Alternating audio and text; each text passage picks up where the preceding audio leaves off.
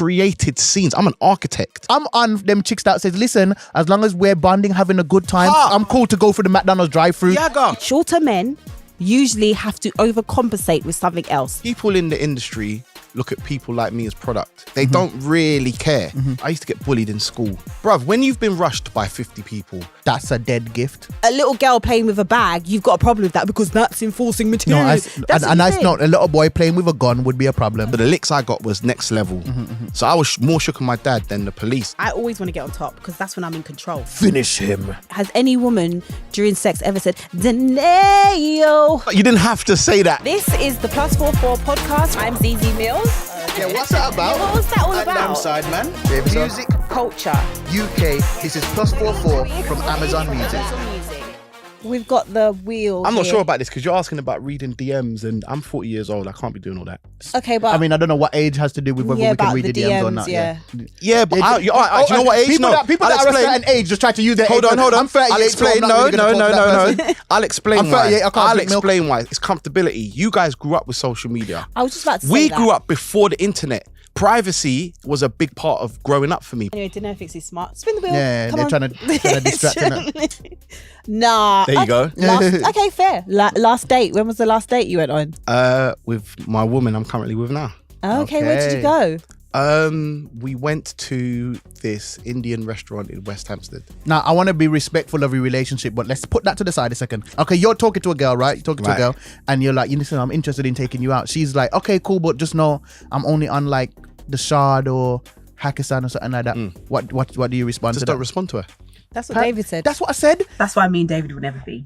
Because that is the kind of level that David is. And he thinks he's being smart. You know, he thinks, I can do that because, I don't know why people are so hung up on people on social media saying what they want. When somebody says what they want on social media, they're letting you know what it is. They're letting me know what I don't want, which is them.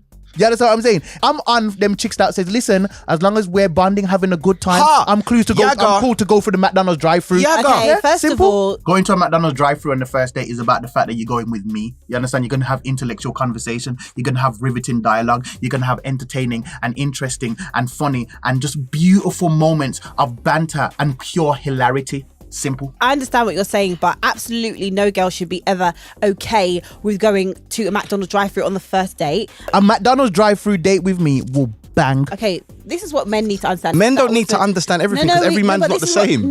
You can't put all men in one bracket and all women in one bracket. We've all had different experiences. And when you grow up, you realize everyone isn't the same.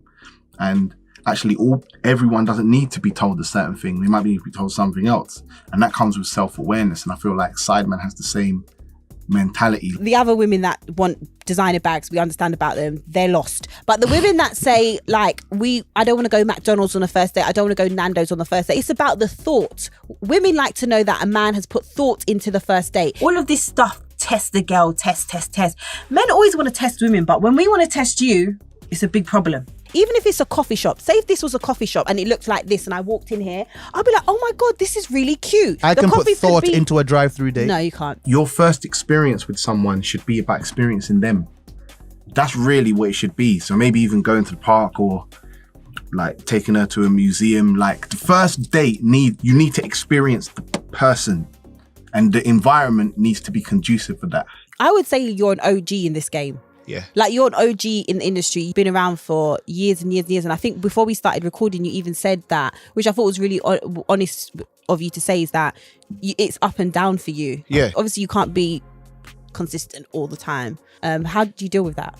First time it happens, you're going to have mental health issues because you never dealt with it. You go from zero to everyone loving you to everyone not loving you. Right, yeah. Then the second time it happens, you're kind of like, oh, maybe this can happen again. But what people don't realize is when it goes up, it goes down. So the first time for my success was grime. Then after grime, it was bassline.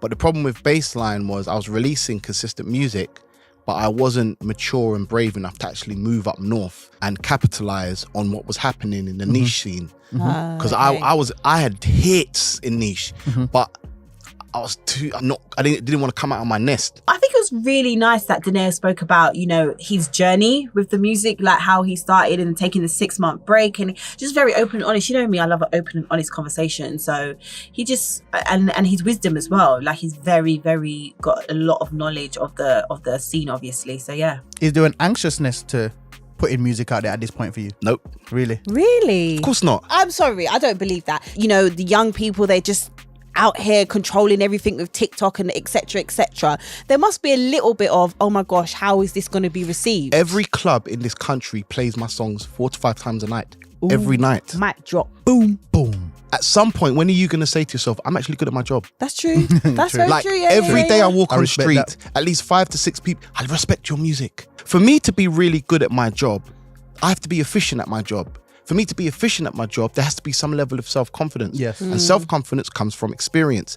I've got 21 years of experience. I've created scenes. I'm an architect. I know African Warrior I know African Warrior cut the divide between West Indians and Africans. And now we're all just black because of that one song. I've watched many artists struggle. They get their first number one or their first hit. They come out the gate. Boom. After that, it goes down. You as labels, managers and stuff like that, you know it's going down. You cannot maintain that level of heat forever unless you're an anomaly like Drake, right? So. Yeah, but Drake has his ups and downs as well. Everybody it's just that his downs is like people would love his downs. Yeah. Yeah. I mean, like everybody has an up and down. Yeah. I remember times when people have said it's done for Drake. Exactly. Yeah. And then he rebrands himself. Yeah. If I signed an artist that just got a number one or just got a big song, the first thing I would say is, this may not happen again and that's okay. You may never be this big again and that's okay. You can still have a career. Say that. I think people in the industry look at people like me as product and they don't really care because to them, there's loads of us and they know how to monetize it. But it doesn't make sense to not care because you're protecting your investment. No, because they'll just find another person. Exactly. They just find another That one. is it. Remember you spoke about why people do road and you was like, let's be honest, it's because it's fun. Yeah. It's the same level of honesty you got to be with that. They don't care. That is the basis of it. They don't really care. The reason why they don't care is because no one's making them life-changing money to the point where they have to say, my success is attached to you. Okay. In America, these artists are making millions. They have to sit down and think, am I really going to mess this up? Am I really going to? Because there's millions at stake, tens of millions. Over here, we're only starting to get millionaires and stuff like that. Yeah. So the financial incentive needs to be there for business people, which care. is what you're talking about, to care. They don't say to you, maybe you should get a therapist.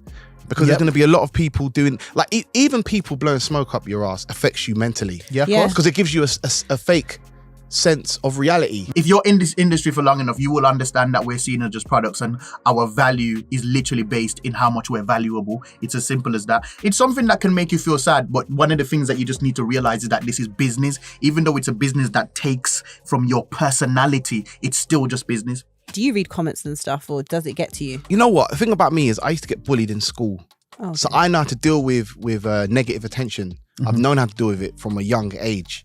Your opinion of me is important at the point you have the opinion. Yes. Then you got to pay a bill. You forget about me. You got to deal with your child, or you got to deal with this. So people take opinions too Seriously? Yeah, it's true, you know. I agree. I remember Drake said in an interview that his mum actually told him, when it comes to like online hate or anything like that, you should wait 72 3 hours. days, yeah. I think what Donae'O said about, our opinions only mattering or kept mattering to people in the moment that they said them is very important and very good to note, because I think that sometimes we magnify them and make them so big in our minds, but really and truly, it's not that big a deal and we're not that important in other people's universes. Has any woman during sex ever said, Donae'O?